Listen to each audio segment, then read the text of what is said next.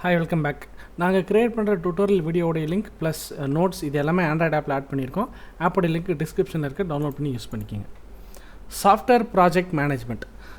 So ஒரு software development ப்ராசஸ்னு ஆரம்பிக்கும் போது ரெக்குயர்மெண்ட் கேதரிங்லேருந்து அதுக்கப்புறம் அதை டாக்குமெண்ட் க்ரியேட் பண்ணுறதுலேருந்து அப்புறம் இந்த என்டையர் ரெக்குயர்மெண்ட்டுக்கு எவ்வளோ டைம் தேவைப்படும், அது என்னென்ன ஸ்டேஜஸாக செய்யலாம், எத்தனை ரிலீஸாக கொடுக்கலாம், அது எத்தனை ஐட்ரேஷனாக அதை கம்ப்ளீட் பண்ணலாம், அதுக்கப்புறம் முடிக்கும்போது டெலிவரபிள்ஸ் என்னென்ன கொடுக்கணும், அப்புறம் முடித்ததுக்கப்புறம் ஆஃப்டர் டெப்ளாய்மெண்ட் சப்போர்ட் என்ன கொடுக்கணும், இது எல்லாத்தையும் ப்ராப்பராக மேனேஜ் பண்ணி அந்த சாஃப்ட்வேரை கம்ப்ளீட் பண்ணி முடிக்கிறது தான் சாஃப்ட்வேர் ப்ராஜெக்ட் மேனேஜ்மெண்ட். ஸோ இது எதை என்ஷூர் பண்ணுது அப்படின்னு பார்த்தீங்கன்னா, project delivered on time, budget is respected, அதுக்கப்புறம் சாஃப்ட்வேர் மீட்ஸ் ரெக்யர்மெண்ட். ஸோ டைமுக்கு கரெக்டாக முடிக்கணும் ஃபஸ்ட்டு, பட்ஜெட் வந்து கிளைண்ட்டுக்கும் ஓகேவாக இருக்கணும், அதை செஞ்சு கொடுக்குற சாஃப்ட்வேர் கம்பெனிக்கும் ஓகேவாக இருக்கணும். அதே மாதிரி அந்த சாஃப்ட்வேர் வந்து அவங்க கேட்ட ரெக்குயர்மெண்ட்டை கண்டிப்பாக மீட் ஆகிருக்கணும் with standard quality application. So இதோடைய அப்ஜெக்டிவ் என்ன, மெயின் அப்ஜெக்டிவ் என்னன்னு பார்த்தீங்கன்னா, deliver the right product with right quality, minimise risk during development. So right ப்ராடக்ட்ங்கிறது ஒன்றும் இல்லை, ரெக்குயர்மெண்ட்டு அவங்களுக்கு என்ன தேவையோ அதை அவங்க வந்து கரெக்டாக சொல்லியிருக்கலாம், இல்லை சொல்ல தெரியாமல் மாற்றி சொல்லியிருக்கலாம். ஏன்னா கிளைண்ட் வந்து எல்லாருமே டெக்னிக்கலாக இருப்பாங்கன்னு நம்ம சொல்ல முடியாது. கிளைண்ட் வந்து நான் டெக்னிக்கல் கிளைண்ட்ஸ் நிறையா இருக்கலாம். ஸோ அவங்க வந்து சொல்ல தெரியாமல் சொல்லியிருக்கலாம். அதை நம்ம தான் வந்து அதை கரெக்டாக ஒரு பிஸ்னஸ் அனலிஸ்ட்டு வச்சு ப்ராப்பராக அதை இன்புட் வாங்கி கரெக்டான ப்ராடக்டை பில்ட் பண்ணி கொடுக்கணும். அடுத்தது ensure efficient use of resources. So for example இப்போ ஒரு ப்ராஜெக்ட்டை பண்ண ஒரு 10 பேர் தேவைப்படுது அப்படின்னா, அந்த 10 பேருக்கு உண்டான ஒர்க் தான் இருக்குது அப்படின்னா 11 பேரை அதுக்கு அலோகேட் பண்ணுறது, 15 பேரை அதுக்கு அலோகேட் பண்ணுறது அப்படிங்கிறதுலாம் வந்து வேஸ்ட் ஆஃப் ரிசோர்ஸ். அந்த மாதிரி பண்ணக்கூடாது. அதே மாதிரி யூஸ் பண்ணுற சாஃப்ட்வேர் டூல்ஸோட லைசன்ஸ் இது எல்லாமே ப்ராப்பராக மேனேஜ் பண்ணணும். பெய்டு சாஃப்ட்வேர் ஏதாவது இருக்குது, இந்த ப்ராஜெக்ட் முடிகிற வரைக்கும் அந்த பெய்டு சாஃப்ட்வேர் யூஸ் பண்ணணும் அப்படின்னா அது எத்தனை லைசன்ஸ் வாங்கணும், இல்லை ஒரே ஒரு காமன் லைசன்ஸ் வாங்கி எல்லோரும் யூஸ் பண்ணலாமா, இது எல்லாமே வந்து அந்த சாஃப்ட்வேர் ப்ராஜெக்ட் மேனேஜ்மெண்ட்டுங்கிற டாப்பிக்குள்ளே வந்துடும். அந்த சாஃப்ட்வேரை வந்து மேனேஜ் பண்ணுறவங்க அதை இது பண்ணுவாங்க. ஸோ இந்த சாஃப்ட்வேர் ப்ராஜெக்ட் மேனேஜ்மெண்ட்டில் என்னென்ன ஸ்டெப்ஸ் இருக்குது அப்படின்னு பார்த்தீங்கன்னா, ஃபஸ்ட்டு ப்ராஜெக்ட் பிளானிங். நம்ம ஆல்ரெடி சொன்ன மாதிரி டிஃபைன் தி ஸ்கோப் என்ன, இந்த ப்ராஜெக்டோடைய வேலை என்ன, இந்த ப்ராஜெக்ட் என்ன பண்ணி முடிக்கும், கோல் என்ன, டெலிவரபிள்ஸ் என்ன. டெலிவரபிள்ஸ்னால் நம்ம ப்ராஜெக்ட்டை முடிச்சதுக்கப்புறம் கிளைண்ட்டுக்கிட்ட வந்து என்ன மாதிரி கொடுப்போம். மேபி ஒரு டெஸ்க்டாப் அப்ளிகேஷனாக இருந்தால் ஒரு அவங்க சிஸ்டமில் இன்ஸ்டால் பண்ணி கொடுப்போமா, இல்லை வெப் அப்ளிகேஷனாக இருந்தால் அவங்களுக்கு வந்து நம்ம சர்வரில் ஹோஸ்ட் பண்ணி யூசர் நேம் பாஸ்வேர்ட் மட்டும் கொடுப்போமா, என்ன ஏதுங்கிறது வந்து ஃபஸ்ட்டே பிளான் பண்ணணும். Estimated time, cost and resource. அதுக்கப்புறம் டெவலப்மெண்ட் மாடல் என்ன, அகைல் மாடலா, வாட்டர்ஃபால் மாடலா. மேக்ஸிமம் இப்போலாம் அகைல் மாடல் தான் ஃபாலோ பண்ணுறாங்க, பட் ஸ்டில் அது என்னங்கிறத டிசைட் பண்ணுறது ப்ராஜெக்ட் பிளானிங். அடுத்து project monitoring and control. So once plan பண்ணி முடிச்சாச்சு, ஸ்டார்ட் ஆயிடுச்சு. அப்போ ப்ராஜெக்ட் டெவலப்மெண்ட் ஸ்டார்ட் ஆனதுலேருந்து தென் அண்ட் தேர் ப்ராக்ரஸ் என்னங்கிறத ட்ராக் பண்ணிக்கிட்டே இருக்கணும். நடுவில் ஏதாவது சின்ன ஹிக்கப்ஸ் இருக்குது, டெவலப்பரால் எதுவும் மூவ் பண்ண முடியல, பிளாக்கர் இருக்குது, ஏதோ ஒரு இடத்துல வந்து அவங்க அதை ஏதோ ஒரு இஷ்யூ ஃபிக்ஸ் பண்ண முடியாத முடிக்கிறாங்கன்னா அந்த இடத்துல வந்து ஒரு சீனியர் ரிசோர்ஸ் அலோகேட் பண்ணி அதை சால்வ் பண்ணி டக்குன்னு ப்ராஜெக்டை மூவ் பண்ணிடணும். எந்த இடத்துலையும் பிளாக் ஆகி நிற்கக்கூடாது. இதெல்லாம் வந்து project monitoring and control. Team management. So assign task, set of roles and responsibilities. So team மெம்பர்ஸ்க்கு யார் யாருக்கு என்னென்ன ரோல், என்னென்ன மாடியூல் செய்யணும், என்னென்ன அவங்களோட ஸ்கோப் என்ன, இது எல்லாமே வந்து ப்ராப்பராக இன்ஃபார்ம் பண்ணி அவங்கள கரெக்டாக கோஆர்டினேட் பண்ணி அந்த ப்ராஜெக்ட்டை முடிச்சு வாங்கணும். Risk management. Identify potential project risk. So அந்த ப்ராஜெக்ட்டில் என்னென்ன ரிஸ்க் இருக்குது, டிலேஸ் என்ன, லோடு தாங்குமா, இது எல்லாத்தையும் கண்டுபிடிக்கணும். இதே மாதிரி அந்த ப்ராஜெக்ட்டில் ஏதாவது ஒரு டேட்டா தப்பாக போச்சுன்னா அது எந்த அளவுக்கு அஃபெக்ட் ஆகும் அப்படிங்கிறதையும் நம்ம ப்ராப்பராக அனலைஸ் பண்ணி மேனேஜ் பண்ணணும். Quality management. Define quality standards. அடுத்தது conduct code reviews, audits, et cetera. அதாவது எழுதுகிற கோடு, ஃபாலோ பண்ணுற அல்காரிதம், மெக்கானிசம், இது எல்லாமே ப்ராப்பரான ஸ்டாண்டர்ட்ஸில் இருக்கா, ஆப்டிமைஸ்டாக இருக்கா, இது எல்லாமே வந்து ப்ராப்பராக ரிவ்யூ பண்ணி நல்ல குவாலிட்டியான கோடு வெளியே எடுத்துகிட்டு வரணும். Customer and stakeholder management. Gather feedback and ensure continuous alignment with customer needs. Once அந்த ப்ராஜெக்டை முடித்ததுக்கு பிறகு கஸ்டமரோட ரெகுலராக டச் வச்சுக்கிட்டு அந்த சாஃப்ட்வேர் கரெக்டாக ஓடுதா, அவங்களோட ஃபீட்பேக் எதாவது இருக்கா, ஏதோ ஒரு இடத்துல வந்து அவங்க யூஸ் பண்ணுறது கஷ்டமாக இருக்கா, எதாவது சேஞ்ச் பண்ணணுமா, அதெல்லாம் ரெகுலராக செக் பண்ணிவிட்டு அவங்களுக்கு தேவையான அப்டேட்ஸ் நம்ம கொடுக்கணும். சேலஞ்சஸ் இன் சாஃப்ட்வேர் ப்ராஜெக்ட் மேனேஜ்மெண்ட். இதில் முக்கியமான சேலஞ்ச் என்னென்னு பார்த்தீங்கன்னா, மெயின்லி ஒரு சின்ன சாஃப்ட்வேராக இருந்தால் 1 மாதத்துக்குள்ளே முடிகிற அளவுக்கு ஒரு சின்ன சாஃப்ட்வேர்னால் ஓரளவுக்கு டக்குன்னு முடிச்சிடலாம். பட் ஒரு வருஷம் 2 வருஷம் போகிற ப்ராஜெக்ட்னால் அந்த ப்ராஜெக்ட்டை ஸ்டார்ட் பண்ணும்போது அந்த கிளைண்ட்டோடைய பிஸ்னஸ் நீட்ஸ் ஒரு மாதிரி இருக்கும். Over the period of time அவங்களோட நம்ம செஞ்சிட்ருப்போம், பட் அவங்களோட பிஸ்னஸ் நீட்ஸ் கொஞ்சம் மாறலாம். அந்த பிஸ்னஸ் நீட்ஸ் மாறும்போது இது வரைக்கும் செஞ்ச மாடியூல் என்ன பண்ணுறது, இல்லை அதை வந்து ஸ்ட்ரைட்டாக ரீபர்பஸ் ரீமாடிஃபை பண்ணி நியூ ரெக்குயர்மெண்ட்டுக்கு ஏற்ற மாதிரி மாற்றிக்கலாமா, இதெல்லாம் வந்து ஒரு சேலஞ்ச். அந்த நேரத்தில் டிசைட் பண்ண வேண்டிய சேலஞ்ச். அதேமாதிரி time and cost estimation error. நம்ம வந்து 2 இயர்ஸில் முடிச்சாலும் ஒரு பிளான் பண்ணுவோம், பட் அது 2 இயர்ஸில் முடியலனாலும் அது ஒரு சிக்கல். ப்ளஸ் ஆர் மைனஸ் ஒரு 1 மந்த் 2 மந்த் வரலாம், பட் மேஜர் சேஞ்சஸ் வரக்கூடாது. Team coordination, technology constraint and stakeholder conflicts, இது எல்லாமே சேலஞ்சஸ். டூல்ஸ் என்னென்ன டூல்ஸ் யூஸ் பண்ணுறதுனா நிறைய டூல்ஸ் இருக்குது. அதில் ஸ்பெசிஃபிக்காக கம்யூனிகேஷனுக்கு வந்து டீம்ஸ் இருக்குது, ஸ்லாக் இருக்குது, ஜூம் இருக்குது. அதே மாதிரி ப்ராஜெக்ட் மேனேஜ்மெண்ட் டூல்ஸ் என்னென்னு பார்த்தீங்கன்னா ட்ரெல்லோ, ஜீரா வந்து ஸ்பெசிஃபிக்காக சாஃப்ட்வேர் டெவலப்மெண்ட்டுக்குன்னு டிக்கெட்டிங் டூல்னு வச்சுக்கலாம். ஸோ ஸ்டோரிஸு, டாஸ்க்கு இந்த மாதிரிலாம் வந்து பிரித்து ஒரு ப்ராஜெக்டை அதோடைய ப்ராக்ரஸை வந்து செக் பண்ணிக்குவாங்க. Software configuration management. So software configuration மேனேஜ்மெண்ட்டுங்கிறது ஒன்றும் இல்லை, process of tracking and controlling the changes in software throughout the development life cycle. So முக்கியமாக வந்து அந்த டெவலப்மெண்ட் ப்ராசஸ் ஸ்டார்ட் பண்ணதுலேருந்து அந்த ப்ராக்ரஸை ட்ராக் பண்ணுறது, அதில் நடுவில் ஏதாவது ப்ராப்ளம்ஸ்னால் அதை சால்வ் பண்ணுறது, கரெக்டான ரூட்டில் தான் போய்ட்டுருக்குமான்னு செக் பண்ணுறது, கோடிங் ஸ்டாண்டர்ட்ஸ்லாம் கரெக்டானு செக் பண்ணுறது, அதை ஓவராலாக கான்ஃபிகர் பண்ணி அதை மேனேஜ் பண்ணுறது தான் சாஃப்ட்வேர் கான்ஃபிகரேஷன் மேனேஜ்மெண்ட். ஸோ இதோட மெயின் ஆப்ஜெக்டிவ் என்னென்னா இன்டெகிரிட்டி அண்ட் கன்சிஸ்டன்சி வந்து மெயின்டைன் பண்ணணும். ப்ளஸ் டீம் கொலாபரேஷன் கரெக்டாக இருக்கணும். ஸோ டீமுக்குள்ளே கொலாபரேஷனும் கரெக்டாக இருக்கணும், கோஆர்டினேஷனும் கரெக்டாக இருக்கணும். ஸோ 2 மாடியூல் இருக்குது, 2 மாடியூலும் வந்து 2 தனி டெவலப்பர் செய்கிறாங்க. பட் 2 மாடியூலும் டிபெண்ட்டாக இருக்குது அப்படின்னா 2 டெவலப்பரும் கோஆர்டினேட் பண்ணி இவர் என்ன வேரியபிள் யூஸ் பண்ணுறாரு, இவர் என்ன மாதிரி டேட்டா ஸ்டோர் பண்ணுறாரு, அந்த டேட்டா இந்த மாடியூலுக்கு இன்புட்டாக வரணும்னா என்ன மாதிரி வேணும்னு இவர் ஆல்ரெடி சொல்கிறது, இந்த மாதிரி வந்து கோஆப்ரேஷன் அதே மாதிரி கொலாபரேஷனும் கரெக்டாக இருக்கணும். அடுத்தது auditing and roll back, change request, bug fixes, இதெல்லாம் ப்ராப்பராக இது பண்ணணும். சேஞ்ச் ரெக்வஸ்ட்னால் ஒன்றும் இல்லை, அதாவது ஒரு ரெக்கர்மெண்ட் சேஞ்சாக இருக்கலாம். பக் ஃபிக்ஸஸ்னால் எரரு, இதெல்லாம் ஃபிக்ஸ் பண்ணுறது வந்து ரொம்ப முக்கியமான part. Key activities in SCM வந்து first configuration identification, identify and label software items.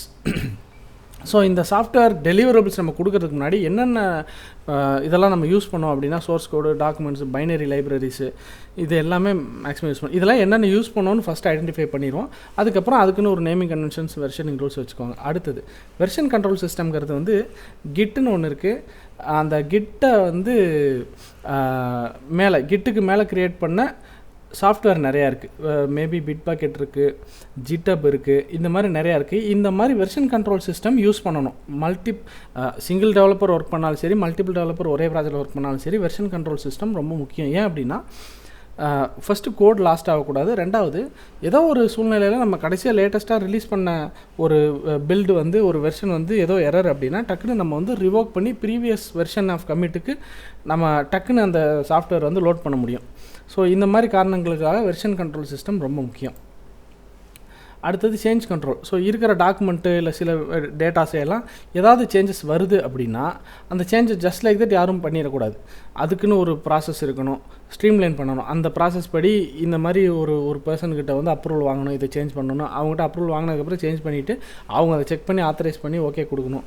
இதெல்லாம் வந்து சேஞ்ச் கண்ட்ரோல். அடுத்தது configuration auditing, verify that changes were implemented correctly. So அந்த டாக்குமெண்ட்டில் நம்ம என்ன சேஞ்ச் பண்ணணுமோ அந்த கான்செப்டை கோடில் கரெக்டாக இம்ப்ளிமெண்ட் பண்ணியிருக்காங்களாங்கிறதையும் கண்டுபிடிக்கணும். அடுத்தது build and release management. So அடுத்தது வந்து அந்த சாஃப்ட்வேர் முடித்ததுக்கப்புறம் அந்த சாஃப்ட்வேர் பில்டுன்னு ஒன்று இருக்கும். ஸோ சம்டைம்ஸ் வந்து அது ஆட்டோமேட்டடாகவே பண்ணி வச்சுருப்பாங்க. நம்ம லேட்டஸ்ட் கோடை புஷ் பண்ணிட்டா போதும், அதுவே வந்து சிஐசிடின்னு சொல்லுவாங்க, கண்டினியூஸ் இன்டெகிரேஷன் கண்டினியூஸ் டெவலப்மெண்ட்டுன்னு. நம்ம டெவலப் பண்ணி கோடை புஷ் பண்ணிட்டா போதும் வெர்ஷன் கண்ட்ரோலுக்கு. அந்த வெர்ஷன் கண்ட்ரோலே அந்த வெர்ஷன் கண்ட்ரோல்லேருந்து வந்து ஆட்டோமேட்டட் டூல்ஸ் இருக்குது. அந்த டூல்ஸ் என்ன பண்ணும், அந்த லேட்டஸ்ட் கோடை எடுத்து அதுவே பில்டு பண்ணி சாஃப்ட்வேர் வந்து லைவுக்கு கொண்டு வந்துடும். இந்த மாதிரி வந்து தேவையான இடங்களில் ரெக்குயர்மெண்ட் இருந்துச்சுன்னா அந்த இடத்துல ஆட்டோமேட் பண்ணிடணும் சாஃப்ட்வேர் பில்டை. ஏன்னா ஒவ்வொரு தடவையும் நம்ம போய் டிப்ளாய் பண்ணக்கூடாது.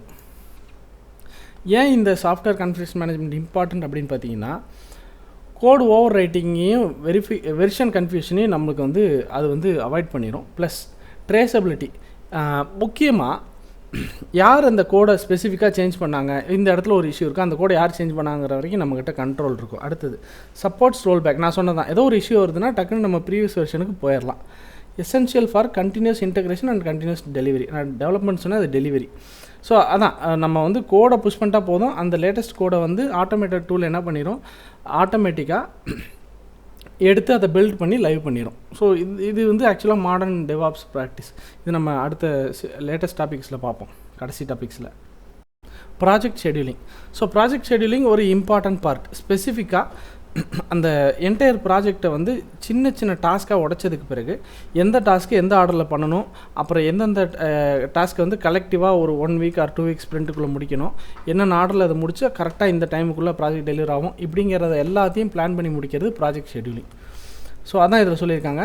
Planning and organising task, timelines and resources, breaking down project into manageable task, அப்புறம் அந்த டாஸ்க்கு வந்து எஸ்டிமேட்டிங் டைம், ஒவ்வொரு டாஸ்க்குக்கும் எவ்வளோ டைம் ஆகும். ஃபார் எக்ஸாம்பிள் 4th டாஸ்க்கு வந்து 3rd டாஸ்க் முடித்தா தான் 4th டாஸ்க் பண்ண முடியும்.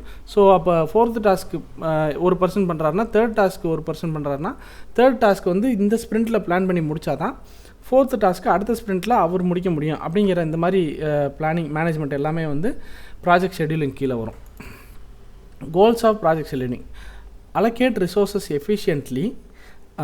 எந்த ரிசோர்ஸை எந்த பர்சனை வந்து எந்த மாடியூல் பண்ண விடணும், என்ன அல்காரிதம் பண்ண விடணும், என்ன டாஸ்க்கு அலோகேட் பண்ணணும், டைம்லைனையும் பொறுத்து குயிக்காக முடிக்கிறது யார், இல்லை கரெக்டாக முடிக்கிறது, இது எல்லாமே டீட்டெயில்டாக அனலைஸ் பண்ணி அலோகேட் பண்ணணும். Identify task dependencies. நான் ஆல்ரெடி சொன்ன மாதிரி தான், ஒரு டாஸ்க்கும் இன்னொரு டாஸ்க்கும் டிபெண்ட்னா அதுக்கேற்ற மாதிரி டிபெண்டன்ட் டாஸ்க்கை ஃபஸ்ட்டு முடிச்சிடணும். இந்த மாதிரி சில விஷயங்கள்லாம் இருக்குது. Define critical path, monitor progress and delays, keep the project on track. ரெகுலராக அந்த ப்ராஜெக்டோடைய ப்ராக்ரஸ் செக் பண்ணிக்கிட்டே இருந்து ப்ராஜெக்ட் வந்து நம்ம அந்த ஸ்பீடில் கரெக்டாக தான் போய்ட்டுருக்குமான்னு ரெகுலராக செக் பண்ணணும். ஸோ இந்த ப்ராஜெக்ட் ஷெட்யூலிங்கில் வந்து கீ எலமெண்ட்ஸ் என்னென்னா, first work breakdown structure. Already சொன்னதான், divides the project into smaller manageable components, first point. அதுக்கப்புறம் அதை பிரிச்சுட்டா சின்ன சின்ன டாஸ்க்காக இருக்கும்போது யாருக்கு அலோகேட் பண்ணலாம், எப்படி அலோகேட் பண்ணலாம், எந்த டேட்டில் அலோகேட் பண்ணலாம் அப்படிங்கிறதெல்லாம் நம்ம வந்து ஓரளவுக்கு இது பண்ண முடியும். ஒன்ஸ் அப்படி உடச்சதுக்கப்புறம் அந்த ஒவ்வொரு டாஸ்க்குக்கும் எஃபோர்ட் எஃபோர்ட்டுங்கிறது நம்பர் ஆஃப் ஹவர்ஸ் தேவைப்படும். அந்த எஃபோர்ட் வந்து எத்தனை எஃபோர்ட் தேவை, எவ்வளோ எஃபோர்ட் தேவை, எப்போ முடிக்கணும், இதெல்லாம் வந்து எஸ்டிமேட் பண்ணுவாங்க. எஸ்டிமேட் பண்ணதுக்கப்புறம் டிபெண்டன்சியும் செக் பண்ணுவாங்க. ஸோ ஃபார் எக்ஸாம்பிள் இந்த டாஸ்க் முடிக்கிறதுக்கு ஆல்ரெடி சொன்ன மாதிரி இன்னொரு டாஸ்க்கோடைய அவுட்புட் தான் இதுக்கு இன்புட் அப்படின்னா, அப்போ அந்த டாஸ்க்கை ப்ரீவியஸாக முடிச்சு வைக்கிறதுக்கு ஒருத்தருக்கு அலோகேட் பண்ணி வைக்கணும் ப்ரீவியஸாகவே. ஸோ 3rd வீக் இந்த டாஸ்க் ஆரம்பிக்குதுன்னா 2nd வீக்காக அந்த டாஸ்க் முடிஞ்சிருக்கணும், அப்போ தான் 3rd வீக் இது ஸ்டார்ட் ஆகும். இந்த மாதிரி டிபெண்டன்சிஸ் எல்லாமே அனலைஸ் பண்ணி ப்ராப்பராக பிளான் பண்ணணும். அதுக்கப்புறம் மைல்ஸ்டோன்ஸ். ஸோ ப்ராஜெக்ட் ஸ்டார்ட் பண்ணும்போதே இந்த 2 வீக் முடியும் போது நம்ம இந்த மாடியூல்லாம் முடிச்சு வச்சுருப்போம். 3rd வீக் அப்போ இது போயிட்டுருக்கும், 4th வீக் அப்போ இது முடிச்சிருப்போம், 6th வீக் அப்போ இது முடிச்சிருப்போம்னு அந்த மைல்ஸ்டோன்ஸை ஆல்ரெடி பிளான் பண்ணிவிட்டு ஸ்டார்ட் பண்ணணும். கொஞ்சம் ஒரு நாள் 2 நாள் முன்ன பின்ன ஆனால் பிரச்சனை இல்லை, பட் ஓரளவுக்கு அந்த பிளான் பண்ணதோட ஒட்டி வர்ற மாதிரி அந்த கம்ப்ளீஷன் இருக்கணும். அடுத்தது critical path method. Identifies the longest path of the dependent task. முக்கியமாக ஸோ அந்த என்டையர் ப்ராசஸ்லேயுமே ஏதாவது ஒரு டாஸ்க் வந்து டிபெண்ட் ஆகி ஒரு பெரிய லாங்கஸ்ட்டு டிபெண்டன்சி க்ரியேட் பண்ணும். 2nd டாஸ்க்கு 3rd டிபெண்ட் பண்ணியிருக்கும், 3rd 4th டிபெண்ட் பண்ணியிருக்கும், 4th 5th டிபெண்ட் பண்ணியிருக்கும். இந்த மாதிரி அப்போ வந்து அந்த மாதிரி டாஸ்க் வந்து கொஞ்சம் முக்கியமான டாஸ்க். ஸோ அதுக்கு வந்து கொஞ்சம் எக்ஸ்ட்ரா கவனம் கொடுக்கணும். காண்ட் சார்ட்ஸுங்கிறது ஒன்றும் இல்லை, இந்த ஷெடியூலை வந்து நம்ம விஷுவலாக ரெப்ரசென்ட் பண்ணுறதுக்கு ஒரு டைப் ஆஃப் சார்ட்டு. அதை வச்சு நம்மளுடைய progress, start date, end date, இதையெல்லாம் நம்ம வந்து தெரிஞ்சுக்கலாம். இந்த ப்ராஜெக்ட் ஷெடியூலிங்கோடைய பெனிஃபிட்ஸ் என்னென்னு பார்த்தீங்கன்னா, மேனேஜ்மெண்ட் லெவலில் இருக்கவங்களுக்கு வந்து உள்ள கோடிங் லெவலில் என்ன நடக்குதுன்னு தெரியாது. பட் அவங்களுக்கு அந்த கோடிங் லெவலில் நடக்கிறது தெரியலனா கூட ப்ராஜெக்ட் எந்த லெவலில் இருக்குதுன்னு தெரியணும். சம்டைம்ஸ் கிளைண்ட் அப்டேட் கேட்பாங்க, இல்லை 1 வீக் ஒன்ஸ் இல்லை 2 வீக் ஒன்ஸ் அவங்களே கிளைண்ட்டுக்கு அப்டேட் கொடுக்கணும். அப்போது வந்து கீழே இருக்கிற கடைசி லெவல் டெவலப்பர் வரைக்கும் எல்லாத்தையும் கான்டாக்ட் பண்ணி அவங்க ப்ராக்ரஸ் கேட்க முடியாது. பட் இந்த மாதிரி ப்ராஜெக்ட் ஷெடியூலிங் கரெக்டாக போகும்போது மேனேஜ்மெண்ட்டுக்கு அந்த விசிபிலிட்டி இருக்கும். அதே மாதிரி ரிசோர்ஸை வந்து ப்ராப்பராக நம்ம யூஸ் பண்ணுவோம், ரிசோர்ஸை வேஸ்ட் பண்ண மாட்டோம், டைம் மேனேஜ்மெண்ட் நல்லாயிருக்கும். அடுத்தது டூல்ஸ் நம்ம ஆல்ரெடி லாஸ்ட் வீடியோவில் பார்த்த மாதிரி தான், ட்ரெல்லோ, ஜீரா, MS ப்ராஜெக்ட், இது எல்லாமே இருக்குது. டெவாப்ஸ். ஸோ டெவாப்ஸுங்கிறதோடைய வேர்டு வந்து எங்கேருந்து வந்துச்சுன்னு பார்த்தீங்கன்னா, டெவலப்மெண்ட் அண்ட் ஆப்ரேஷன்ஸ். ஸோ டெவலப்மெண்ட்டுங்கிறது சாஃப்ட்வேர் டெவலப்மெண்ட், ஆப்ரேஷன்ஸுங்கிறது வந்து இந்த சர்வர் கான்ஃபிகர் பண்ணி கொடுக்குறது, சர்வர் செட்டப் பண்ணி கொடுக்குறது, ப்ளஸ் இந்த இன்ஃப்ராஸ்ட்ரக்சர் லெவலில், அதாவது சாஃப்ட்வேர் இன்ஃப்ராஸ்ட்ரக்சர் லெவலில் அதே மாதிரி ஹார்ட்வேர் டிவைசஸ் இன்ஃப்ராஸ்ட்ரக்சர் லெவலில் ஒர்க் பண்ணுறது எல்லாமே ஆப்ரேஷன்ஸ். இப்போ ஏன் இந்த டெவலப்மெண்ட்டும் ஆப்ரேஷனும் ஒன்றா ஒர்க் பண்ண வேண்டிய சூழல் இருக்குது அப்படின்னு பார்த்தீங்கன்னா, ஃபஸ்ட்டு வந்து ப்ரீவியஸ்லி இந்த டெவாப்ஸுங்கிறதுலாம் வரதுக்கு முன்னாடி டெவலப்பரோட முக்கியமான வேலை என்னென்னா அவங்க டெவலப் பண்ணி முடிப்பாங்க, டெப்ளாய்மெண்ட் என்ன பண்ணுங்கிறது அவங்களுக்கு தெரியும். இந்த ஆப்ரேஷன்ஸ் டீமில் வந்து அவங்க என்ன பண்ணுவாங்க, எனக்கு வந்து இந்த கான்ஃபிகரேஷனில் இந்த மாதிரி ஒரு சர்வர் வேணும் அப்படின்னு சொல்லிடுவாங்க. இப்போ இதே மாதிரி இந்த மாதிரி சாஃப்ட்வேர்லாம் வேணும்னு சொல்லிடுவாங்க. அந்த ஆப்ரேஷன்ஸ் டீம் அந்த சர்வர்லாம் கான்ஃபிகர் பண்ணி கொடுத்துருவாங்க. இப்போ டெவலப்மெண்ட் டீம் என்ன பண்ணுவாங்க, டெப்ளாய்மெண்ட்டை அவங்களே பார்த்துக்குவாங்க. செஞ்ச சாஃப்ட்வேரை டெப்ளாய் பண்ணி கிளைண்ட்டுக்கு லைவுக்கு கொடுக்கறது டெவலப்மெண்ட் டீமோட வேலை. ஸோ இந்த இடத்துல ஆப்ரேஷன்ஸ் டீம் பியூர்லி இன்ஃப்ராஸ்ட்ரக்சரில் ஒர்க் பண்ணுறதுனால கொஞ்சம் சாஃப்ட்வேர் டேர்ம்ஸும் சாஃப்ட்வேர் மெத்தடாலஜிஸும் சில விஷயங்கள் அவங்களுக்கு பெருசாக தெரியாமல் இருக்கிறதுனால இந்த கம்யூனிகேஷன் கேப்னால நிறையா ப்ராஜெக்ட்ஸ் வந்து டிலே ஆகலாம், டெப்ளாய்மெண்ட் ப்ராப்ளம் வரலாம், இதெல்லாம் இருக்கும். அதனால டெவலப்பருக்கும் ஆப்ரேஷன்ஸுக்கும் நடுவில் ஒரு ரோல் க்ரியேட் ஆச்சு. அந்த நீட்ஸ் தான் அந்த ரோலை க்ரியேட் பண்ணிச்சு ஆக்சுவலாக. அப்போ கொஞ்சம் டெவலப்பிங் தெரிஞ்ச நல்ல ஆப்ரேஷன்ஸ் தெரிஞ்ச ஒரு ரோல் வந்து இந்த டெவாப்ஸ் ரோல். இப்போ அவங்களுக்கு என்ன தெரியும் அப்படின்னு பார்த்தீங்கன்னா, ஆப்ரேஷன்ஸ் நல்லா தெரியும். அதாவது இன்ஃப்ராஸ்ட்ரக்சர் லெவலில் சர்வர் எப்படி செட்டப் பண்ணுறது, ஆட்டோமேட்டட் பில்டு எப்படி பண்ணுறது, இது எல்லாமே அவங்களுக்கு தெரியும். ப்ளஸ் டெவலப்மெண்ட்டில் அவங்களுக்கு என்ன தெரியும்னா, சாஃப்ட்வேர் எப்படி டெவலப் பண்ணுறது, இதெல்லாம் அவங்களுக்கு தேவையில்லை பெருசாக. பட் ஒரு சோர்ஸ் கோடு இருக்குது அப்படின்னா என்ன லாங்குவேஜ், என்ன ஸ்டாக் யூஸ் பண்ணியிருக்காங்க, அதுக்கு என்ன கான்ஃபிகரேஷன் தேவை, என்னென்னலாம் ரன் பண்ணணும், அதை எப்படி ரன் பண்ணுறது. ஸோ டெவலப்பர் லெவலில் என்னென்ன தெரியணுமோ அந்த மாதிரி பேசிக்கான விஷயங்கள்லாம் தெரிஞ்ச ஒரு பர்சன் வந்து டெவாப்ஸ் ரோலுக்கு ப்ரிஃபர் பண்ணுவாங்க. அதுதான் ஆக்சுவலாக டெவலப்மெண்ட் அண்ட் ஆப்ரேஷன்ஸ். ஸோ ஏன் இந்த டெவாப்ஸ் வந்துச்சு அப்படின்னா, நம்ம ஆல்ரெடி சொன்னதான் லாங் ரிலீஸ் சைக்கிள். ஸோ டெவலப்பருக்கும் ஆப்ரேஷன்ஸ்க்கும் இருக்கிற அந்த கேப்னால long release cycle, manual testing and டெப்ளாய்மெண்ட்டும் ஃப்ராங்காக சொன்னால் டெப்ளாய்மெண்ட்டு டெவலப்பர் பண்ணும்போது இண்டிவிஜுவலாக பண்ணிகிட்டு இருக்கணும். பட் டெவாப்ஸ்னு ஒரு ரோல் வந்ததுக்கப்புறம் அந்த டெவாப்ஸ் வந்து என்ன பண்ணிட்டாங்க, ஆட்டோமேட் பண்ணிட்டாங்க. ஸோ டெவலப்பர் வந்து கோடை புஷ் பண்ணால் போதும், ஆட்டோமேட்டிக்காக அது பில்ட் ஆயிரும். அந்த பில்ட் பண்ணுற ஒர்க் எல்லாமே ஆட்டோமேட் பண்ணுற கோடு எழுதுறது டெவாப்ஸ் இன்ஜினியர். ஸோ இதெல்லாம் வந்து முக்கியமான motivation behind the DevOps. So அதான் இது ஏன் எவால்வ் ஆகி வந்துச்சுன்னா, bridging the gap between developers and operations, automating the software life cycle. முக்கியமாக சிஐசிடின்னு சொல்லுவாங்க, சிஐசிடி பைப்லைன்னு சொல்லுவாங்க. அதாவது என்ன, continuous integration and continuous delivery. நம்ம கோடை டெவலப் பண்ணி பிரான்ச்சில் புஷ் பண்ணால் போதும், ஆட்டோமேட்டிக்காக பில்ட் பண்ணிடுவாங்க. அந்த மாதிரி வந்து உள்ள கண்ட்ரோல் ரெடி பண்ணி வச்சுருப்பாங்க. கோர் கோல்ஸ் ஆஃப் டெவாப்ஸோட முக்கியமான கோல் என்னென்னு பார்த்தீங்கன்னா, quick delivery, faster delivery of high quality apps. So develop பண்ணியாச்சு, இன்றைக்கி பண்ணி முடிக்கணும்னு டெப்ளாய்மெண்ட்டுக்கு 1 நாள் 2 நாள் எடுத்துச்சுன்னா மறுபடியும் நம்ம அடுத்தடுத்த டைம்லைன் டிலே ஆகும். ஸோ டெவலப் பண்ணி முடிச்சு அடுத்த செகண்ட் அங்கே டெப்ளாய் ஆயிடுச்சுன்னா நம்ம என்னென்னு செக் பண்ணிட முடியும். So faster delivery. Automation of repetitive task. Build வந்து ஒரே கமாண்ட் யூஸ் பண்ணி தான் பண்ண போகிறோம், ஒவ்வொரு டைமும் அதே தான் பண்ணுறோம். ஸோ அதை வந்து ஆட்டோமேட் பண்ணிட்டாங்க. Early detection of defects, team collaboration improve ஆகும், increased customer satisfaction. So key benefit என்ன, நம்ம ஆல்ரெடி பார்த்தோம் தான், faster release, continuous feedback, better quality, collaboration, scalability and reliability. So இதுதான் வந்து டெவாப்ஸ் உருவாகிறதுக்கான, இல்லை டெவாப்ஸ்னு ஒரு ரோல் க்ரியேட் ஆகிறதுக்கான need. Cloud as a platform, அதாவது பிளாட்ஃபார்ம் அஸ் அ சர்வீஸ்ன்னு சொல்லுவாங்க. ஸோ நிறைய சர்வீஸ் ப்ரொவைடர் வந்து நமக்கு பிளாட்ஃபார்மை வந்து சர்வீஸாக ப்ரொவைட் பண்ணுறாங்க. பிளாட்ஃபார்ம் இந்த சென்ஸ் நமக்கு ஆப்ரேட்டிங் சிஸ்டம்னு கூட அவசியம் இல்லை, மேபி ஆப்ரேட்டிங் சிஸ்டமாக கூட இருக்கலாம். இல்லைனா எனக்கு வந்து ஸ்பெசிஃபிக்காக ஒரு டேட்டா பேஸ் மட்டும் வேணும், இல்லை ஸ்பெசிஃபிக்காக வந்து இந்த சர்வர் மட்டும் வேணும், நோட் சர்வர் மட்டும் வேணும், இந்த மாதிரி வந்து ஸ்பெசிஃபிக்காக நமக்கு என்ன இன்ஃப்ராஸ்ட்ரக்சர் பிளாட்ஃபார்ம் வேணுமோ அந்த பிளாட்ஃபார்மை சர்வீஸாக ப்ரொவைட் பண்ணுறாங்க. எதுக்குன்னா, முக்கியமாக develop, test, deploy and run the software application. நம்ம சாஃப்ட்வேர் அப்ளிகேஷனை ரன் பண்ண முடியும் வித்தவுட் நம்மக்கிட்ட ஃபிசிக்கல் சர்வர் இல்லை. நம்ம ஒரு ஆஃபீஸில் இருக்கோம், அந்த ஆஃபீஸில் ஃபிசிக்கல் சர்வர் தேவையில்லை. நம்ம வந்து க்ளவுட்லேயே எல்லாமே கான்ஃபிகர் பண்ணி க்ளவுட்லேயே ரன் பண்ணிக்கலாம். ஸோ சர்வர் வாங்கி அதை கான்ஃபிகர் பண்ணி நெட்வொர்க்லாம் கான்ஃபிகர் பண்ணி அதெல்லாம் எதுவுமே தேவையில்லை, டேரெக்டாக நம்ம க்ளவுட்லேயே பண்ணிக்கலாம். இதுதான் cloud as a platform. So ஏன் க்ளவுட் பிளாட்ஃபார்ம் வந்து நமக்கு இப்போ அவசியம் அப்படின்னு பார்த்தீங்கன்னா, ட்ரெடிஷ்னல் மெத்தடில் பார்த்தீங்கன்னா ஃபிசிக்கல் சர்வர் தேவை. நான் ஆல்ரெடி சொன்ன மாதிரி காம்ப்ளெக்ஸ் செட்டப்பு. அப்போ காம்ப்ளெக்ஸ் செட்டப் இருந்துச்சுன்னா அந்த இடத்துல நெட்வொர்க் எப்பயும் அப்பா இருக்கணும், இன்னும் நிறையா காம்ப்ளிகேஷன்ஸ் இருக்குது. பட் க்ளவுடாக இருந்தால் நிறையா பேர்த்துக்கு சர்வீஸ் க்ரியேட் பண்ணுறதுக்காக அவங்க சென்ட்ரலைஸ்டாக ஒரு சிஸ்டம் வச்சுருக்காங்க. அந்த சிஸ்டம் என்ன வேலை பண்ணுன்னா, இந்த பிளாட்ஃபார்மை கொடுக்கறது மட்டும்தான். அப்போ இதை மட்டுமே ஃபோக்கஸ்டாக பண்ணும்போது அதை அவங்களால பெஸ்ட்டாக பண்ண முடியும். ப்ளஸ் ஆன் டிமாண்ட் இன்ஃப்ராஸ்ட்ரக்சர், எனக்கு எவ்வளோ சைஸ் ரேம் வேணும், எவ்வளோ ஸ்டோரேஜ் ஸ்பேஸ் வேணும், எனக்கு எவ்வளோ வேணுமோ அதுக்கேற்ற மாதிரி நான் பே பண்ணிக்கலாம். பட் ஃபிசிக்கலாக வாங்கினா மினிமம் இவ்வளோ சைஸ் தான் நம்ம வாங்க முடியுங்கிற மாதிரிலாம் இருக்கும் ஸ்டோரேஜ் ஸ்பேஸ் எல்லாமே. அதேமாதிரி ஸ்கேலபிலிட்டி, எனக்கு இப்போ நான் குறிப்பிட்ட ஸ்டோரேஜ் வாங்கியிருக்கேன், எனக்கு பத்தலைன்னா நான் அப்படியே ஸ்கேலப் பண்ணிக்கலாம் வித்தவுட் எந்த டிஸ்டர்பன்ஸும் இல்லாமல். So automation and flexibility. So popular cloud platforms இதெல்லாம் நம்ம ஆல்ரெடி நெட்லேயே பார்த்துருப்போம்.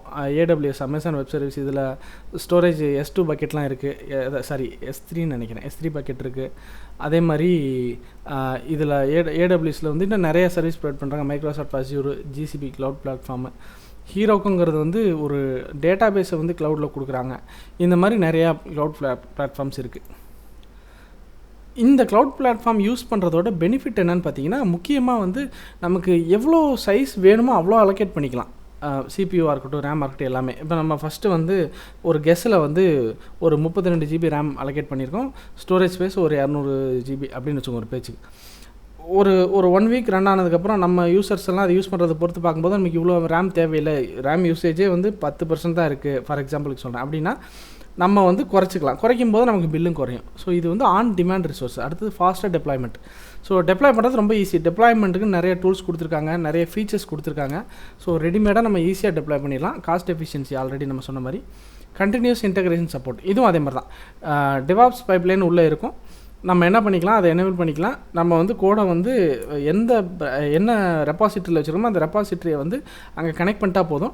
நம்ம கோடை அந்த ரெப்பாசிட்டரியில் புஷ் பண்ணால் போதும், அதுவே டிப்ளாய் ஆகிக்கும். அதெல்லாம் நம்ம பண்ணிக்கலாம். ஸோ இதெல்லாம் வந்து benefits of cloud platform, cloud as a platform. So cloud features வந்து டெவாப்ஸில் எங்கே யூஸ் ஆகுது அப்படின்னு பார்த்தீங்கன்னா, ஒரு டெவாப்ஸ் இன்ஜினியர் வந்து ஃபிசிக்கல் சர்வரை மெயின்டைன் பண்ணுறதுக்கும் இல்லை இந்த மாதிரி க்ளவுட் சர்வர் மெயின்டைன் பண்ணுறதுக்கும் பார்த்தீங்கன்னா, க்ளவுட் சர்வர் ரொம்ப ஈஸியாக மெயின்டைன் பண்ணிட முடியும். பெருசாக ஸ்ட்ரெஸ் இருக்காது. ஆட்டோ ஸ்கேலிங் பண்ணிக்கலாம். ஸோ ஒரு குறிப்பிட்ட நாள், ஒரு 5 நாள் வந்து கிட்டத்தட்ட வந்து CPU யூசேஜ் 80% இருந்துச்சுன்னா அந்த CPU ஆட்டோமேட்டிக்காக இன்க்ரீஸ் பண்ண சொல்லி ஆட்டோ ஸ்கேலிங் பண்ணிக்கலாம். லோட் பேலன்சிங் பண்ணலாம். மல்டிபிள் இன்ஸ்டன்சஸ் க்ரியேட் பண்ணலாம். வெரி ஷார்ட் டேர்மில் ப்ராப்பராக நம்மளால் மானிட்டர் பண்ண முடியும். அதே மாதிரி ஏதாவது நோட்டிஃபிகேஷன்னா அந்த மாதிரி நம்ம எனேபிள் பண்ண முடியும். ஸ்டோரேஜ் சர்வீசஸும் உள்ளே இருக்கும். ஸோ இதுதான் cloud as a platform. Operations in DevOps. So டெவாப்ஸில் வந்து அந்த டெவாப்ஸுங்கிற ரோல் வந்து டெவலப்பரோடைய ஒரு லிட்டில் பிட் ஆஃப் டெவலப்பரோடைய ரோலும் ப்ளே பண்ணணும், ப்ளஸ் மெஜாரிட்டி ஆஃப் ஆப்ரேஷன்ஸோட ரோல் ப்ளே பண்ணணும். ஸோ ஒரு சில செனாரியோவில் பார்த்தீங்கன்னா, ஒரு சில அது கம்பெனிஸை பொறுத்து, கம்பெனிஸில் வந்து ஓரளவுக்கு பாதி டெவலப்பரோட ரோல், பாதி ஆப்ரேஷன்ஸோட ரோல் இது பண்ணுவாங்க. பட் மெஜாரிட்டி ஒரு லிட்டில் பிட் ஆஃப் டெவலப்மெண்ட் தெரிஞ்சிருக்கணும், பட் மெஜாரிட்டி ஆஃப் ஆப்ரேஷன்ஸ் ரொம்ப முக்கியம். ஸோ இதில் வந்து இந்த ஆப்ரேஷன்ஸ் பார்ட் ஆஃப் டெவாப்ஸில் என்னென்ன பார்த்துக்கணும் அவங்க அப்படின்னா, இன்ஃப்ராஸ்ட்ரக்சர் அவங்க கையில் தான் இருக்குது. டெப்ளாய்மெண்ட் ப்ராசஸ் அவங்க தான் பண்ணுவாங்க. System performance, up time availability, down time என்ன வராமல் இருக்கிறதையும் பார்த்துக்கணும். இது எல்லாமே அவங்களுடைய கண்ட்ரோலில் தான் இருக்குது. So key responsibility of DevOps operations என்னென்னா, ஃபஸ்ட்டு இன்ஃப்ராஸ்ட்ரக்சர் ப்ரொவிஷனிங். ஸோ ப்ராப்பராக அவங்க இன்ஃப்ராஸ்ட்ரக்சரை வந்து ப்ரொவிஷன் பண்ணி வச்சுருக்கணும், கான்ஃபிகர் பண்ணி வச்சுருக்கணும், யூசர்ஸ்க்கு ப்ராப்பராக அதை கொடுக்கணும். ஃபார் எக்ஸாம்பிள் சர்வர் ப்ரொவிஷன் பண்ணுறது, டேட்டா பேஸ், ஸ்டோரேஜ், இது எல்லாமே ஆட்டோமேட் பண்ணி வச்சுக்குவாங்க. அடுத்தது மானிட்டரிங். ஸோ ரெகுலராக சிஸ்டம் ஹெல்த்தை செக் பண்ணி, சிஸ்டம் ஹெல்த்னால் ஒன்றும் இல்லை, நம்மளோட சர்வர் ப்ராப்பராக அப் அண்ட் ரன்னிங் ஸ்டேஜில் இருக்கா, எப்போயாவது பேட் ரிக்வெஸ்ட் வந்திருக்கா, எப்போயாவது சர்வர் டவுன் இருக்கா, இது எல்லாமே ப்ராப்பராக அவங்க மானிட்டர் பண்ணணும், லாக் பண்ணணும். ஸோ எந்த டைமில் டவுன் ஆகிருக்கு, எந்த டைமில் மறுபடியும் அப் ஆகிருக்கு, இது எல்லாமே அவங்க வந்து லாக் பண்ணணும். அதுக்கெலாம் டூல்ஸ் நிறையா இருக்குது. Incident management. ஒரு சிஸ்டம் ஃபெயிலியர் அக்கர் ஆச்சுன்னா அந்த சிஸ்டம் ஃபெயிலியரை எப்படி இவங்க வந்து ஓவர் கம் பண்ணி அதை மறுபடியும் சால்வ் பண்ணி அப் பண்ணுறாங்கிறது ரொம்ப முக்கியம். அதான் இன்சிடென்ட் மேனேஜ்மெண்ட். அதுவும் அவங்களுடைய key responsibility. Ensure high availability. So எவ்வளோ பெரிய சர்வராக இருந்தாலும் ஏதோ ஒரு குறிப்பிட்ட பீரியடுக்கு அப்புறம் ஒரு தடவை அன்ஃபார்ச்சுனேட்லி ஒரு டவுன் டைம் வரும். ஸோ அந்த மாதிரி டவுன் டைம் வராமல் தடுக்க முடியாது, பட் அதை வந்து ரெடியூஸ் பண்ண முடியும். ஒரு 6 மாதத்துக்கு ஒருக்கா வருதுன்னா அவங்க அது என்னன்னு ரூட் காஸ் அனலைசிஸ் பண்ணி அதை இன்னும் குறைச்சி ஒரு 1 year ஒன்ஸ் 2 year ஒன்ஸ் மட்டும் வர மாதிரி அதை அவங்களால பண்ண முடியும். டிசாஸ்டர் ரெக்கவரி, மொத்தமாக சர்வரில் ஏதோ மொத்தமாக டேட்டாலாம் போயிடுச்சுன்னா அப்போ என்ன பண்ணுவாங்க, இந்த ப்ராசஸும் அவங்க கீழே தான் இருக்குது. Security operations. ஸோ அந்த சர்வருக்கான proper firewall, authentication, OAuth process, அந்த OAuth சர்வீஸ், இது எல்லாத்தையும் ப்ரொவைட் பண்ணுறது அந்த செக்யூரிட்டி ஆப்ரேஷன்ஸ் கீழே தான் வரும். Scaling and load balancing. So load அதிகமாக வந்துச்சுன்னா எப்படி டிஸ்ட்ரிபியூட் பண்ணுறது, ப்ளஸ் சர்வரை எப்போ ஸ்கேல் அப் பண்ணணும், எப்போ ஸ்கேல் டவுன் பண்ணணும், இதெல்லாமே அவங்க கண்ட்ரோலில் தான் இருக்குது. பெனிஃபிட்ஸ் ஆஃப் DevOps ஆப்ரேஷன்ஸ் முக்கியமாக வந்து faster and error free infrastructure setup. So infrastructure செட்டப்பை வந்து நம்ம இண்டிவிஜுவலாக பண்ணோம்னா அதில் இன்ஸ்டால் பண்ணுறதுலேருந்து நிறைய இஷ்யூஸ் வரும். பட் ஆட்டோமேஷனில் ப்ராப்பரான லைப்ரரி எடுத்து ப்ராப்பராக அதை இன்ஸ்டால் பண்ணி கொடுத்துரும். ஹை அவைலபிலிட்டி, சிஸ்டம் வந்து மேக்ஸிமம் அவைலபிளாக இருக்கும். ரேரஸ்ட் கேஸில் டவுன் டைம் வரும். Monitors every thing in real time. இந்த செகண்டில் சர்வர் அப்பில் இருக்கா, எவ்வளோ MBPS வரைக்கும் டேட்டா MB/s வரைக்கும் டேட்டா ட்ரான்ஸ்ஃபர் ஆகுது, இது எல்லாமே வந்து நம்ம பார்க்க முடியும். Secure plus reliable testing. So DevOps tools இருக்குது. எதுக்கு ஆப்ரேஷன்ஸ்க்குன்னு பார்த்தீங்கன்னா டாக்கர் அண்ட் கூபர்நெட்டிஸ். ஸோ முக்கியமாக அந்த கூபர்நெட்டிஸ் அண்ட் டாக்கர் எதுக்கு அப்படின்னு பார்த்தீங்கன்னா சர்வரில் டாக்கர் இருக்கும். கூபர்நெட்டிஸ் என்ன பண்ணும், நம்மளோட சோர்ஸ் கோடு வந்து ஜிட்டில் இருக்கும். லேட்டஸ்ட் கோடை நம்ம புஷ் பண்ண உடனே கூபர்நெட்டிஸ் என்ன பண்ணும், ஜென்ரலாக சொல்கிறேன், இன்னும் இன்டெப்த்தாக நம்ம கூபர்நெட்டிஸ் பற்றி எக்ஸ்பிளைன் பண்ணல, பட் ஜென்ரலாக சொல்கிறேன். இந்த லேட்டஸ்ட்டு சோர்ஸ் கோடை புஷ் பண்ண உடனே அது என்ன பண்ணும், அந்த கோடை எடுத்து பில்டு பண்ணி இந்த டாக்கர் கண்டெய்னரில் அப் பண்ணி கொடுத்துரும். டாக்கர் கண்டெய்னரில் இருக்கிற URL அது வந்து ஒரு URLோட மேப் பண்ணியிருப்பாங்க. அந்த URL வந்து யூசருக்கு வந்து அவைலபிளாக இருக்கும், இல்லை யூஸருடைய ஆப்புக்கு அவைலபிளாக இருக்கும். இதுதான் வந்து CI/CD ஷார்ட் எக்ஸ்ப்ளனேஷன். ஸோ இந்த மாதிரி நிறைய டூல்ஸ் இருக்குது. Deployment pipeline. ஸோ ஒரு சாஃப்ட்வேரை கோட் அடித்து முடித்ததுக்கு பிறகு அந்த கோடை வந்து பில்ட் பண்ணுறது, டெஸ்ட் பண்ணுறது, பேக்கேஜ் பண்ணுறது, டிப்ளாய் பண்ணுறது, இந்த எல்லா ப்ராசஸையும் ஹரிசாண்டலாக பார்த்தீங்கன்னா அந்த எல்லா ப்ராசஸையும் ஆல்டுகெதர் டெப்ளாய்மெண்ட் பைப்லைன்னு சொல்லுவாங்க. ஸோ இதில் என்ன சொல்லியிருக்காங்க, it is an automated process take software from the development to production. So இது ஆட்டோமேட்டட் ப்ராசஸ். பில்ட் பண்ணி, டெஸ்ட் பண்ணி, பேக்கேஜ் பண்ணி டிப்ளாய் பண்ணிடுவாங்க. டிப்ளாய் பண்ணிவிட்டு கண்டினியூஸ் மானிட்டரிங்கும் இருக்கும். ஸோ இந்த ப்ராக்டிஸ்க்கு பேர் CI/CD பைப்லைன்னு சொல்லுவாங்க. Continuous integration, continuous deployment or delivery. So overall architecture என்ன, நான் வந்து இப்போ ஒரு டெவலப்பர், நான் வந்து கோடு அடித்து முடித்து கமிட் கொடுத்துட்றேன். கமிட் கொடுத்தோன்னே அது என்ன பண்ணும், க்ளவுடில் இருக்க நம்ம ஜிட் சர்வரில் ஜிட்டப்போ இல்லை பிட் பேக்கெட்டோ இல்லை இன்னும் வேறு ஏதாவது வெர்ஷன் கண்ட்ரோல் நம்ம இல்லை லோக்கலாக வச்சுருக்கோமோ அந்த வெர்ஷன் கண்ட்ரோல் சிஸ்டமுக்கு கோடு புஷ் ஆயிரும். அந்த கோடு புஷ் ஆன பிறகு அந்த ஆட்டோமேட்டட் CI/CD பைப்லைனில் ஃபஸ்ட்டு என்ன பண்ணும், அந்த கோடை வந்து லேட்டஸ்ட் கமிட் வந்தோடனே அந்த கோடை என்ன பண்ணும், கம்பைல் பண்ணி டிபெண்டன்சிஸ், அந்த ஒவ்வொரு சாஃப்ட்வேர் ரன் ஆகிறதுக்கும் அதுக்குண்டான டிபெண்டன்சிஸ் தேவைன்னுச்சுன்னா அதெல்லாம் டவுன்லோட் பண்ணி கம்பைல் பண்ணி முடிச்சிடும். கம்பைல் பண்ணி முடித்ததுக்கப்புறம் பில்ட் பண்ணி முடித்ததுக்கு பிறகு இந்த ஆட்டோமேட்டட் டெஸ்ட் கேஸஸ் எழுதி வச்சுருந்தாங்கன்னா அதை ரன் பண்ணி முடித்து எல்லா டெஸ்ட் கேஸுக்கும் என்ன எக்ஸ்பெக்டட் பிஹேவியர், என்ன எக்ஸ்பெக்டட் அவுட்புட்டோ அது வருதான்னு செக் பண்ணும். அது வந்துருச்சுன்னா அடுத்தது அந்த ஆப்பை பேக்கேஜ் பண்ணும். பேக்கேஜிங்னா ஒன்றும் இல்லை, அந்த கண்டெய்னருக்குள்ளே போடுறது. நம்ம லாஸ்ட் வீடியோவில் நான் சொன்னேன், கண்டெய்னருக்குள்ளே போடுறது தான் பேக்கேஜிங். ஸோ கண்டெய்னர் கூட போட்டு கோடு டிப்ளாய் ஆகி ஸ்டேஜிங் போயிடும், அதாவது ப்ரொடக்ஷனுக்கு போனதுக்கு பிறகு ஃபைனலாக அப்ளிகேஷன் வந்து ரெகுலராக மானிட்டர் பண்ணிக்குவாங்க டூல்ஸ் யூஸ் பண்ணி. ஸோ இதுதான் வந்து CI/CD பைப்லைனோட ஓவரால் ஸ்ட்ரக்சர். Build stage. இந்த செகண்ட் ஸ்டேஜில் ஆக்சுவலாக என்ன ஆகும்னா, அந்த பில்டு நம்ம ஒரு ஸ்டேஜ் பார்த்தோம், அதில் வந்து கோடு கம்பைல் ஆகும். லிண்டர்னு ஒரு கான்செப்ட் இருக்குது, லிண்ட்னு சொல்லி அதெல்லாம் செக் பண்ணுவாங்க, பேக்கேஜ் பண்ணுவாங்க ஃபைனலாக. ஸோ அதுக்கு பில்டு டூல்ஸ்லாம் இருக்குது, மேவன் இருக்குது, கிராடல்னு இருக்குது, இன்னும் நிறையா இருக்குது, NPM, PIPன்னு நினைக்கிறேன் பைத்தானில், இது எல்லாமே இருக்குது. So ensures code is ready for testing and deployment. So கோடை கம்பைல் பண்ணி ரெடியாக வச்சுக்கும் டெஸ்ட் பண்ணுறதுக்கு. அடுத்தது தேர்டு வந்து டெஸ்டிங் ஸ்டேஜ். ஸோ கோடை பில்ட் பண்ணி முடித்ததுக்கு பிறகு டெஸ்டிங், நான் ஆல்ரெடி சொன்ன மாதிரி ஆட்டோமேட்டிக் டெஸ்ட் கேஸ் இருந்துச்சுன்னா அந்த ஆட்டோமேட்டிக் டெஸ்ட் கேஸில் என்னென்ன டைப் ஆஃப் டெஸ்டிங் டிஃபைன் பண்ணியிருக்காங்களோ அது எல்லாமே ரன் ஆகும். ஸோ அதுக்குன்னு டூல்ஸ் இருக்குது, செலினியம் இருக்குது, JUnit இருக்குது, இன்னும் நிறையா டூல்ஸ் இருக்குது. ஸோ ஆட்டோமேட்டடாக அந்த டெஸ்டிங்லாம் பெர்ஃபார்ம் பண்ணி முடிச்சிடும். ஸோ இது வந்து ஸ்பெசிஃபிக்காக இந்த 2 ஸ்டேஜை மட்டும் ஏன் டீட்டெயிலாக பார்க்குறோன்னா, அந்த மொத்த CI/CD பைப்லைனில் முக்கியமான ஸ்டேஜ் வந்து பில்ட் அண்ட் டெஸ்ட்டு தான். அதுக்கப்புறம் வந்து பேக்கேஜ் பண்ணுறதுலாம் வந்து ஜஸ்ட்டு அது ஒரு சின்ன கமாண்ட் தான். இந்த டெப்ளாய்மெண்ட் பைப்லைனோட பெனிஃபிட்ஸ் என்னன்னு பார்த்தீங்கன்னா, ஆட்டோமேஷன் ப்ளஸ் ஒரு சின்ன சேஞ்ச் தான் பண்ணணும். நான் இப்போ டிப்ளாய் பண்ணி முடிச்சிட்டேன், ப்ரொடக்ஷனில் இருக்குது, ஆனால் நான் ஒரு சின்ன சேஞ்ச் பண்ணணும், ஏதோ ஒரு வேர்டு மாற்றணும் கோடில், இல்லை ஒரு லைன் மாற்றணும் அப்படின்னா நான் மறுபடியும் இதை என்டையராக மேனுவலாக டிப்ளாய் பண்ணணுன்னா அது ரொம்ப கஷ்டம், லேட் ஆகும்னு சொல்லி நான் விட்டுருவேன். பட் இது ஆட்டோமேட்டட்ங்கிறனால நான் என்ன பண்ணுவேன், டக்குன்னு அந்த கோடை சேஞ்ச் பண்ணி கமிட் கொடுத்துட்டேன்னா என் வேலை முடிஞ்சது. டிப்ளாய்மெண்ட் ப்ராசஸ் அது குயிக்காக பார்த்துக்கும். அதே மாதிரி faster feedback, quickly identifies the code issues. Automated test cases run பண்ணோன்னே நமக்கு சொல்லிடும் இதில் இஷ்யூ இருக்குது, இல்லை இதில் இஷ்யூ இல்லை, கரெக்டாக ஓடுது அப்படிங்கிறது சொல்லிடும். அதே மாதிரி same process works for every release. So கண்டினியூஸாக ஒருத்தர் பண்ணுறதை ஆட்டோமேட் பண்ணிட்டோம். ஸோ அந்த ஆட்டோமேஷன் அதோடைய வேலையை பார்த்துக்கும். Continuous delivery keeps the software ready to release any time, எப்பயுமே. ஸோ டிப்ளாய்மெண்ட்டுங்கிற வேர்டு நம்ம இந்த கடைசி யூனிட்டில் நிறையா யூஸ் பண்ணிட்டோம். ஸோ அந்த டிப்ளாய்மெண்ட்டுங்கிற வேர்டோடைய அர்த்தம் என்னன்னு சிம்பிளாக சொன்னால், நம்ம கிரியேட் பண்ண சாஃப்ட்வேரை வந்து இப்போ ஃபார் எக்ஸாம்பிள் டெவலப்பர் வந்து மேக்ஸிமம் வந்து சாஃப்ட்வேரை வந்து அவங்களோட லோக்கல் சிஸ்டமில் தான் டெவலப் பண்ணியிருப்பாங்க. டெஸ்டிங் பண்ணுறதா இருக்கட்டும், இல்லை ஏதாவது ஒரு சர்வர் வேணுனாலும் லோக்கல்லே அவங்க டாக்கர் செட்டப் வச்சு, இல்லை லோக்கல்லே அவங்களுடைய தேவையான சர்வரை உள்ளுக்குள்ளே போட்டு அந்த சிஸ்டமில் மட்டுமே செக் பண்ணியிருப்பாங்க. ஸோ அது டெவலப்மெண்ட் ப்ராசஸ் முடிஞ்சிருச்சு. டெஸ்டிங் ப்ராசஸ் முடிஞ்சிச்சுன்னு வச்சுக்கோங்க. இப்போ இதை கிளைண்ட்டுக்கு ரிலீஸ் பண்ணோம்னா வெப் அப்ளிகேஷன் வச்சுக்கலாம். அப்போ தான் இந்த செனாரியோக்கு கரெக்டாக இருக்கும். வெப் அப்ளிகேஷனை கிளைண்ட்டுக்கு கொடுக்கணும் அப்படின்னா நம்ம வந்து ஒரு சர்வரில் அதை அந்த ப்ராஜெக்டை இன்ஸ்டால் பண்ணி கொடுக்கணும். அந்த இன்ஸ்டாலுங்கிற ப்ராசஸ்க்கு பேர் தான் இதில் டெப்ளாய்மெண்ட்டுன்னு சொல்லுவாங்க. ஸோ ஆக்சுவலாக வந்து இன்ஸ்டாலுங்கிறது வந்து இப்போ டெஸ்க்டாப் அப்ளிகேஷன்னா நம்ம சிஸ்டமில் இன்ஸ்டால் பண்ணுறங்கிற மாதிரி வரும். பட் இது வந்து வெப் அப்ளிகேஷனுங்கும்போது அந்த சோர்ஸ் கோடை வந்து ஒரு சர்வரில் டெப்ளாய் பண்ணி அந்த சோர்ஸ் கோடை வந்து பப்ளிக்காக யூஸ் பண்ணுறதுக்கு ஆக்சஸ் கொடுக்குறோம். அதுக்கு பேர் தான் deployment. So releasing the software into target environment where it will be used. Client use பண்ணுற இடத்துல கரெக்டாக போட்டு கொடுக்குறோம். அதுக்கு பேர் ப்ரொடக்ஷன் என்விரான்மெண்ட். 2 என்விரான்மெண்ட் இருக்குது. ஒன்று QA குவாலிட்டி அஷூரன்ஸ், அதாவது இது QA சர்வர்னு சொல்லுவாங்க, டெஸ்ட் சர்வர். இன்னொன்று ப்ரொடக்ஷன் சர்வர்னு சொல்லுவாங்க. ஸோ நம்ம டெவலப் பண்ணி முடித்தோடனே QA சர்வரில் போட்டு ஒரு தடவை எல்லாமே செக் பண்ணி முடிச்சுட்டு அதுக்கப்புறம் தான் ஃபைனலாக ப்ரொடக்ஷன் சர்வருக்கு டிப்ளாய் பண்ணுவோம். ஸோ DevOpsல இந்த டெப்ளாய்மெண்ட் வந்து ஆட்டோமேட் பண்ணிட்டாங்க. இதுதான் வந்து concept. So again types of டிப்ளாய்மெண்ட்னா manual deployment, automated deployment. Manual டிப்ளாய்மெண்ட்னா நம்ம மேனுவலாக எல்லாத்தையும் கோடை எப்படி புஷ் பண்ணி சேவ் பண்ணி அதில் என்விரான்மெண்டல் வேரியபிள்ஸ்னு சொல்லுவாங்க, ENV, அந்த ஃபைல்ஸ்லாம் கரெக்டாக சர்வருக்கு ஏற்ற மாதிரி மாற்றி எல்லாமே நம்ம பண்ணுறது மேனுவல் ஒர்க்.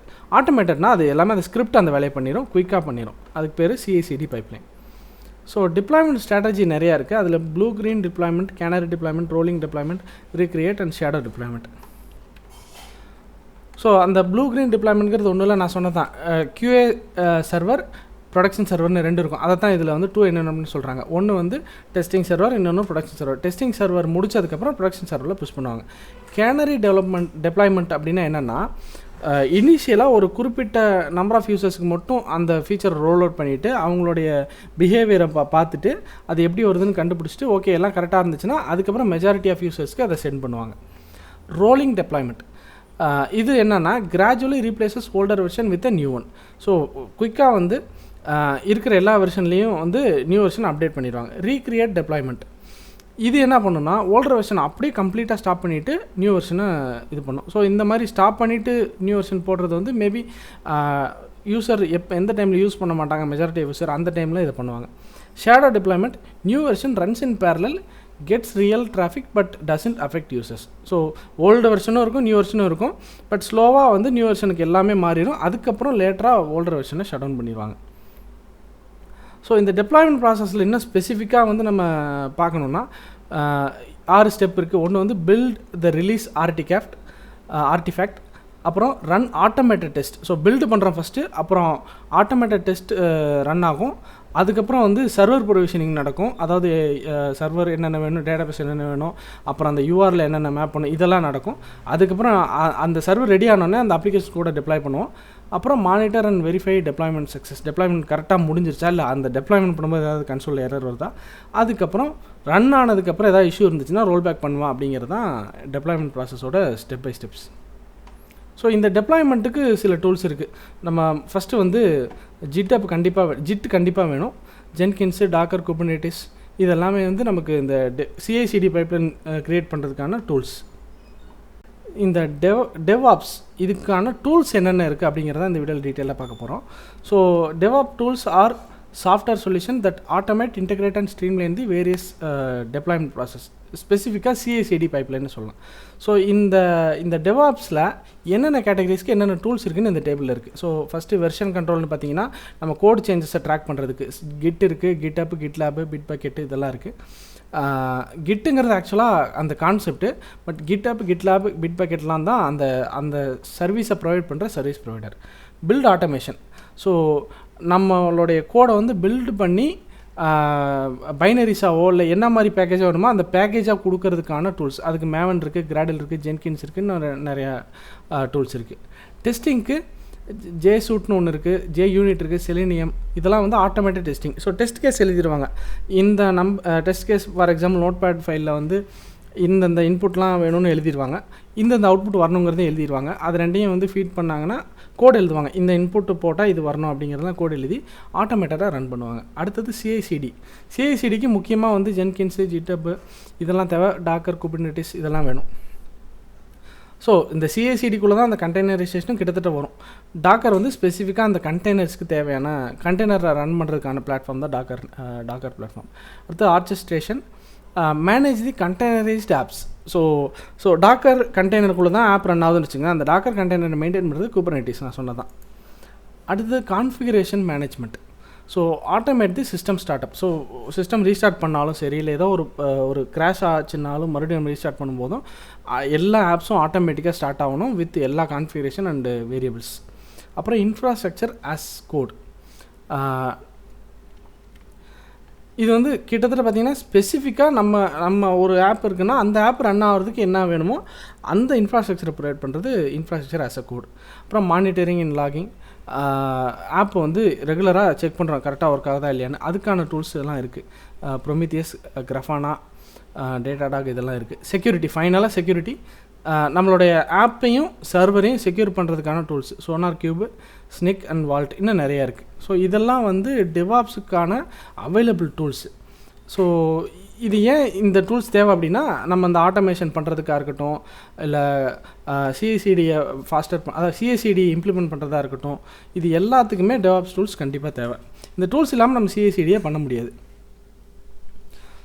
ஸோ இதான் ஒவ்வொரு கேட்டகரிக்கும் ஸ்பெசிஃபிக்காக ஒரு டூல் ஜஸ்ட் மென்ஷன் பண்ணியிருக்காங்க, இவ்வளோ தான். ஸோ ஏன் இதை வந்து இந்த வீடியோ மட்டும் இல்லை, இந்த யூனிட்லேயே எல்லாமே ஏன் குயிக்காக போயிட்டேன்னா, இந்த சிஎஸ்சிடி இந்த மாதிரி டாப்பிக்கில் இன்னும் கொஞ்சம் இன்டெப்த்தாக படித்தா தான் புரியும். ஸோ ஜென்ரலாக சொல்லும்போது அதில் நம்ம வந்து டீட்டெயிலாக ஒன்றும் சொல்கிறதுக்கு இல்லை. ஸோ அதனால் இந்த என்டையர் யூனிட்டுமே கொஞ்சம் நம்ம ஃபாஸ்ட்டாக போயாச்சு. டீட்டெயிலாக இன்னொரு சப்ஜெக்ட் இருந்துச்சுன்னா பின்னாடி அந்த சப்ஜெக்டில் வந்து இதை பற்றி நம்ம டீட்டெயிலாக எக்ஸ்பிளைன் பண்ணுவோம் கோடோட.